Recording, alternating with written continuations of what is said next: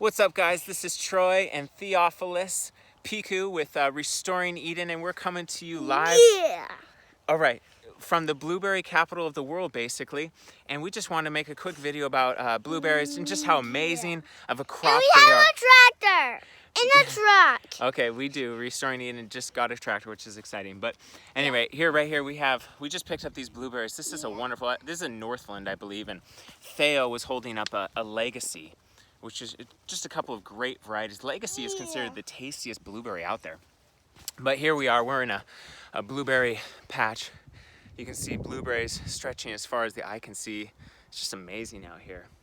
That's amazing. We want to show you what they're doing when it comes to commercial production of blueberries. As you can see here, we have a row of blueberries. And you see they're just using native soil here, nothing special. They are covering the top with sawdust. We saw just yards and yards of sawdust just down the road, and they're going to be throwing sawdust down these aisles because it helps to acidify the soil, which blueberries love. They love an acidic soil.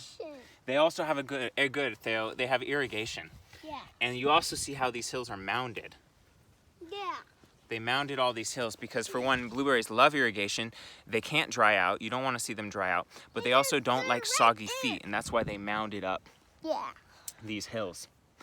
But these plants, they're 4 feet tall. These guys are only about 4 years old, and I guarantee it, they're just producing pounds and pounds of blueberries.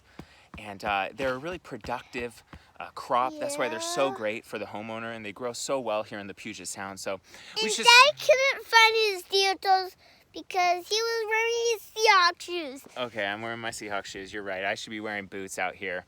But anyway, go ahead, pick up 10, 15, 20 blueberries, plant them this year, and within just a couple years, you're going to have such a bumper crop that you're going to be sharing them, you're going to be freezing them, using them for all your smoothies and what have you. So an easy crop to get started with, and one that should definitely be in your landscape. And also, by the way, look at these beautiful fall colors. Yeah. It's October 2nd. This just looks wonderful out here. It's a really cool looking plant. So at any rate, there you go.